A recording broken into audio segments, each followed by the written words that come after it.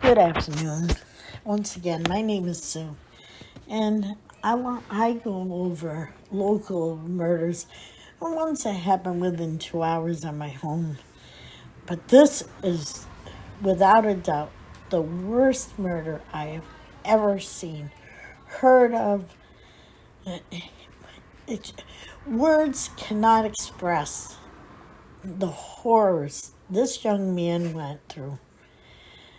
I can't believe it.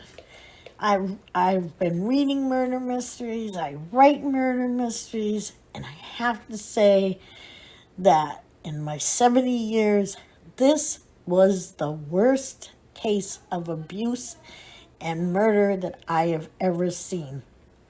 This is about a young man who is slightly retarded, only 22 years old, living in a working class neighborhood, and not one person picked up a phone and said, "Hey, something really bad is going on at the Perry home. Could you send a police officer over there?" Billy Page, known by his friends as Doughboy, was just 22 years old and had a whole life ahead of him.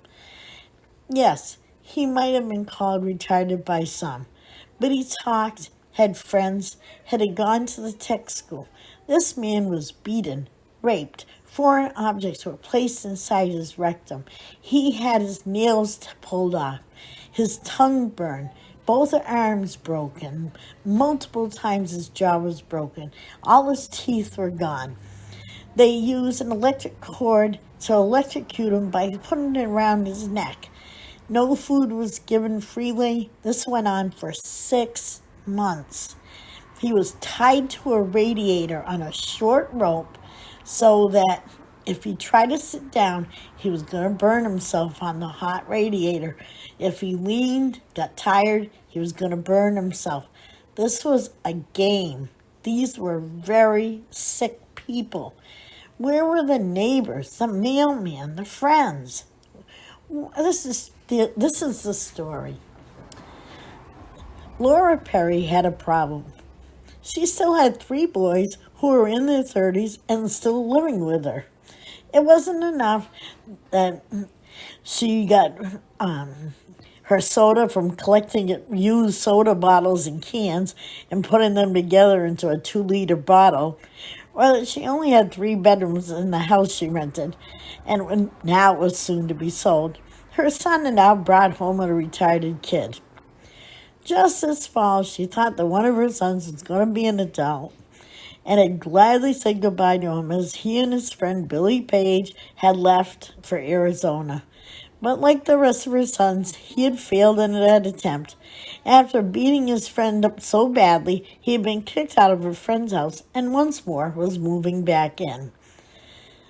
Here it was, just before Christmas, 1994, and she now had this brat living off her. He wasn't a relative, so when she got the chance, she would whack him with his cane. She watched as her sons became more and more abusive toward the boy, but at no point wanted to interfere with them. She would watch as her sons and their friends would rape, torture, starve, attempt to electrocute the young man. Billy Page, known as Doughboy by his friends, was their prisoner, and he was not going to escape. He was their type of entertainment. Now, this is a regular home, as you can see there by the pictures. It was just terrible. Richard, Roger, and Fred Perry, along with their friend Clifton Maynard, would hold Billy captive, pulling each of his fingernails off while burning his cheeks, arms, feet, back, and then tying an electric cord around his neck and plugging it in. His dinner would consist of urine and semen sometimes, with sometimes them throwing in his bowel movement. But by March, Billy could no longer eat because the state of his mouth and jaw and both arms broken, things that got stuck inside him, he just was too weak to feed.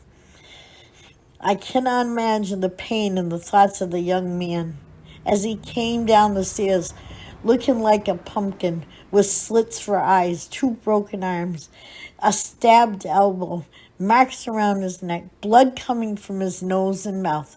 What did he think of the lady, Laura White, who was planning on becoming a nurse, who just shook her head and didn't do anything to help him?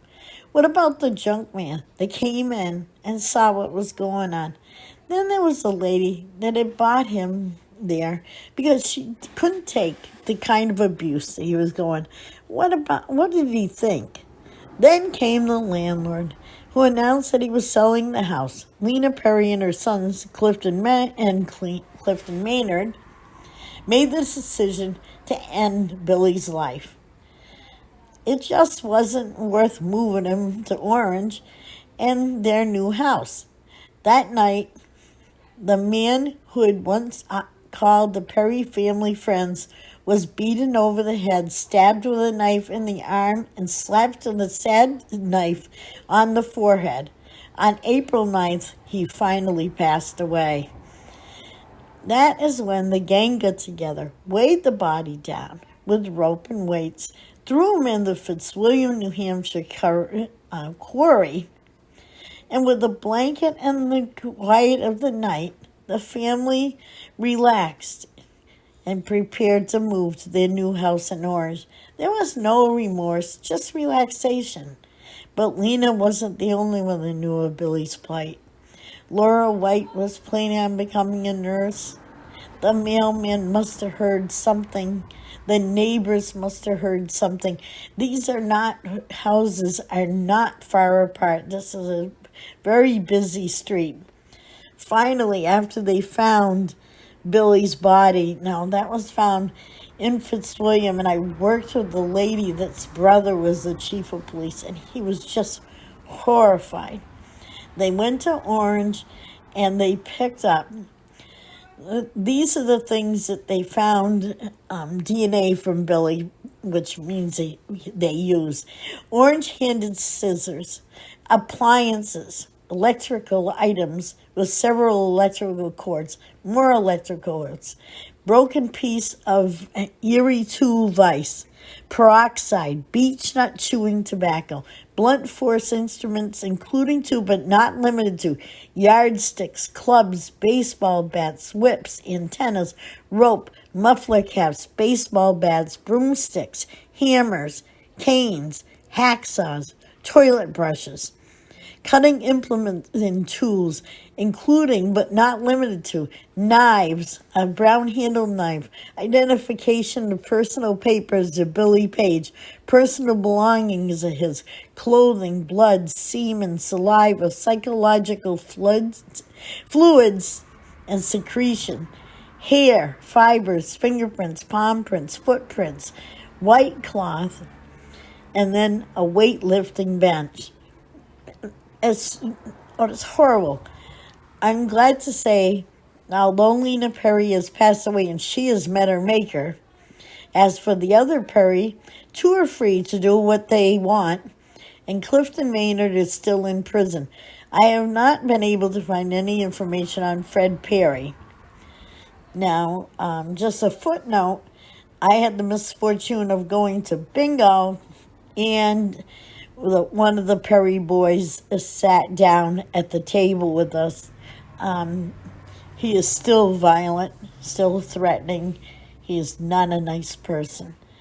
Rest in peace, Billy. I really am sorry about what has happened.